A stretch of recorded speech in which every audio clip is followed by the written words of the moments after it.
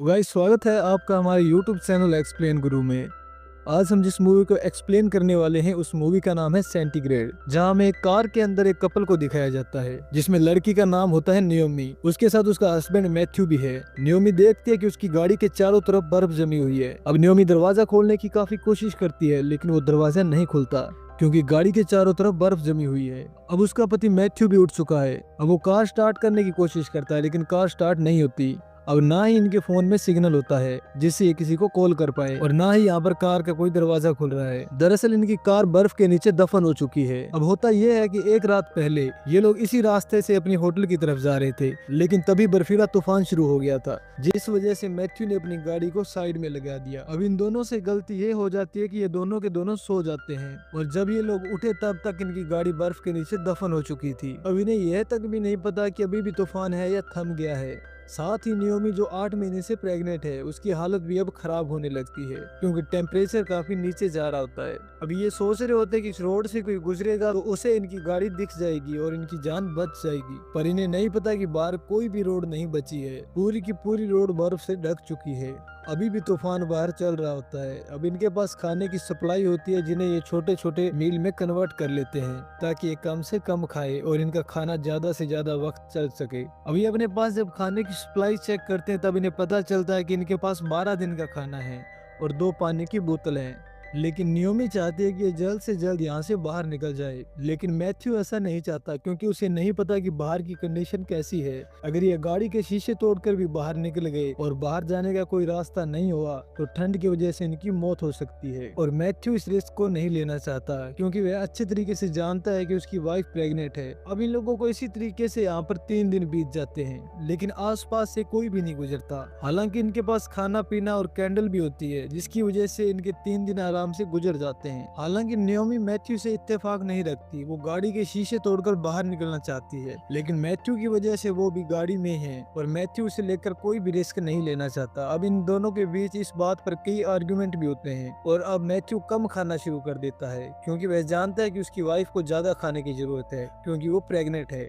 Matthew आगे की seat पर सो रहा होता है। नियोमी पीछे बैठकर कुछ न कुछ लिख रही होती है। तभी वह पानी की बोतल से पानी पीकर उसकी कैप को अच्छे तरीके से बंद नहीं करती और ऐसे ही रख देती है, और मैथ्यू का हाथ लगने से वो बोतल गिर जाती है, जिसकी वजह से बहुत सारा पानी नीचे गिर जाता है और वेस्ट हो जाता है। अब ये देखकर मैथ्यू काफी गुस्सा होता है क्योंकि पानी इनके लिए बहुत ज्यादा कीमती है, इसलिए वह नियोमी पे गुस्सा करता है और कुछ देर बाद उससे माफी भी मांग लेता है क्योंकि वह जानता है कि नियोमी उसकी पत्नी है और उसे वह बहुत प्यार करता है और अभी नियोमी को बहुत ज्यादा केयर की जरूरत है। अभी दोनों के दोनों चुपचाप बैठ जाते हैं, लेकिन तभी इन्हें अपनी कार के ऊपर किसी के चलने की आवाज आती है, जिससे इनके दिल में एक उम्मीद जाग जाती है और ये जोर जोर से चिल्लाना शुरू कर देते हैं। पर इनकी आवाज से वो कदमों की आवाज इनसे दूर जाना शुरू हो जाती है। तब ये समझ जाते हैं कि ये कोई इंसान नहीं बल्कि कोई जानवर था जो इनकी आवाज सुनकर वहां से दूर भाग गया है। अब इनके पास जो उम्मीद जागी थी वो एकदम से टूट जाती है। अब मैथ्यू के पास जो कैंडल होती है वो उसे जलाकर वहाँ की बर्फ पिघलाने लगता है ताकि इनके पास पीने के लिए पानी इकट्ठा हो सके। अब मैथ्यू ने यह भी सोच रखा था कि जब इनका खाना खत्म हो जाएगा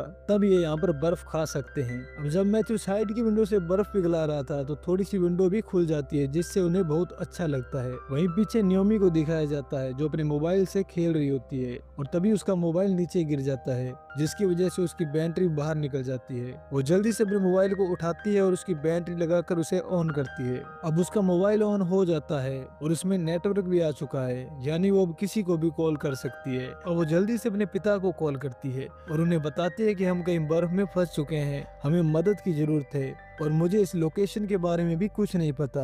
और तभी उसका फोन ऑफ हो जाता है क्योंकि उसकी बैटरी पूरी तरीके से डिस्चार्ज हो चुकी थी। मैथ्यू को काफी गुस्सा आता है। वो अपनी वाइफ से कहता है कि तुमने मुझे फोन क्यों नहीं दिया, मैं उन्हें लोकेशन बता सकता था। पर अब इन सब बातों का कुछ भी फायदा नहीं है क्योंकि बैटरी पूरे तरीके से खत्म हो चुकी है। अब ऐसे ही 2 दिन और बीत जाते हैं। नियोमी मैथ्यू से कहती है कि तुम कुछ खाना खा लो, लेकिन मैथ्यू खाना नहीं खाता क्योंकि वो चाहता है कि नियोमी को ज्यादा से ज्यादा खाना मिले। अब नियोमी कहती है कि हमें गाड़ी के शीशे तोड़कर बाहर निकल जाना चाहिए, लेकिन मैथ्यू कहता है कि ऐसा करना ठीक नहीं होगा, क्या पता बाहर अभी भी तूफान चल रहा हो, वहाँ पर बहुत ज्यादा ठंड हो सकती है और इस हालत में तुम बाहर 2 कदम भी नहीं चल पाओगी। अब नियोमी को मैथ्यू की बात माननी पड़ती है। अब इन्हें इस गाड़ी में पूरे 11 दिन हो चुके हैं। नियोमी की उम्मीद पूरी तरीके से टूट चुकी है। वो मैथ्यू से कहती है कि मैं अपनी आखिरी चिट्ठी लिखना चाहती हूँ ताकि मैं अपने लोगों को आखिरी अलविदा कह दूं।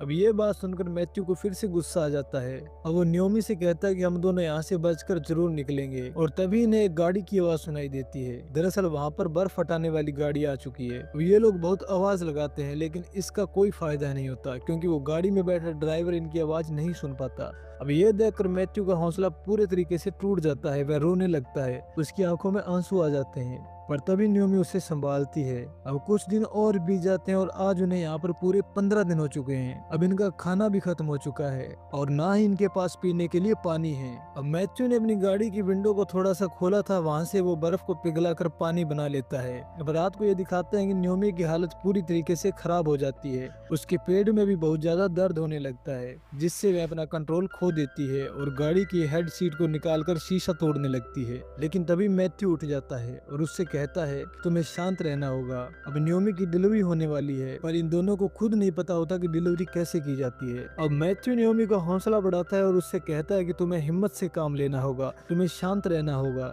हम इस बच्चे को कुछ नहीं होने देंगे। और तभी वहाँ पर न्योमी अपने हस्बैंड की मदद से गाड़ी में एक बच्चे को जन्म देती है जो कि एक बेबी गर्ल है। अब इस बच्चे का नाम ये ओलिविया रखते हैं क्योंकि ओलिविया में लिव आता है और मैथ्यू को पूरा यकीन है कि ये सब के सब जिंदा जरूर बचेंगे। अब न्योमी की खिड़की तोड़ने की वजह से गाड़ी में ठंड भी ज्यादा बढ़ जाती है और इन्हें आज इस गाड़ी में पूरे 20 दिन हो चुके हैं। अब इनका खाना भी पूरे तरीके से खत्म हो चुका है और अब ठंड भी बढ़ रही होती है। तब मैथ्यू अपनी जैकेट उठाकर अपनी बेटी को कवर कर देता है ताकि उसे ठंड ना लगे। मगर अब मैथ्यू का शरीर गर्म होना शुरू हो जाता है क्योंकि अब उसे फीवर हो चुका है और वो उसी फीवर के साथ सो जाता है। अब अगली सुबह जब न्योमी उठती है तो वो देखती है कि मैथ्यू अभी तक सो रहा है। वो उसे उठाने की कोशिश करती है लेकिन मैथ्यू नहीं उठता क्योंकि मैथ्यू की वहाँ पर मृत्यु हो चुकी है। अब न्योमी मैथ्यू की मृत्यु से पूरी तरह से टूट जाती है और वो दर्द से कर्रा उठती है। उसे कुछ नहीं पता कि अब उसे क्या करना है। उसके पास सिर्फ उसकी बेटी है जिसकी वजह से उसे जीना होगा और खाना उसके पास पूरी तरह से खत्म हो चुका है।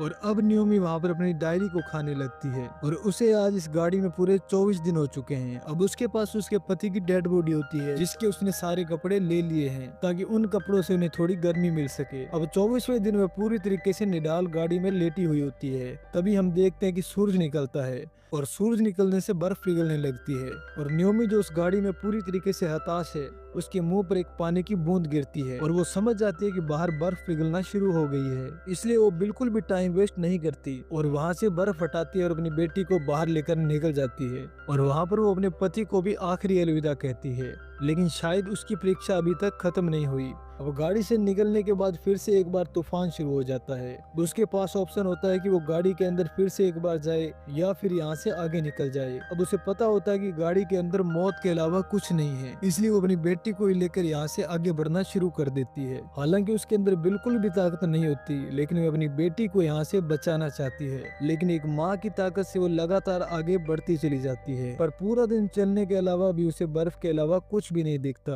उसे कुछ भी नहीं पता कि किस तरफ जाना चाहिए। और तभी वो आसमान में एक प्लेन देखती है और जिस दिशा की तरफ प्लेन जा रहा होता है न्योमी भी उस दिशा की तरफ चलना शुरू कर देती है, जहाँ पर रास्ता काफी कठिन होता है लेकिन उसने सही फैसला लिया होता है। दरअसल ये एक शॉर्टकट था। वो देखती है कि उसके सामने एक होटल है और वो होटल तक पहुंच जाती है और अब न्योमी और उसकी बेटी ओलिविया को हॉस्पिटल ले जाया जाता है, जहाँ पर उन्हें डिहाइड्रेशन, हाइपोथर्मिया और अलग अलग तरीके की बहुत सारी वीकनेस होती है जिसका ट्रीटमेंट किया जाता है। अब इस तरह से इनकी जान बच जाती है। अब एक्सपर्ट का कहना यह था कि न्योमी और उसकी बेटी की जो जिंदगी बची है वो इग्लू इफेक्ट की वजह से बची है। इसका मतलब ये होता है कि जमीन के अंदर जब इनकी गाड़ी थी तो उसमें हीट थी जिस वजह से इनकी जिंदगी बच गई। यानी मैथ्यू का गाड़ी में रहने का फैसला सही था। न्योमी ने 24 दिन तक उस गाड़ी के अंदर क्या क्या फील किया था उसके ऊपर एक किताब भी लिखी है जो उसने अपने पति को डेडिकेट की और 2020 में सेंटीग्रेड नाम की फिल्म उसी किताब पर बेस्ड है। यानी ये न्योमी, उसके पति मैथ्यू और उसकी बेटी ओलिविया की जिंदगी की एक सच्ची कहानी है। उम्मीद करते हैं आपको ये कहानी पसंद आई होगी।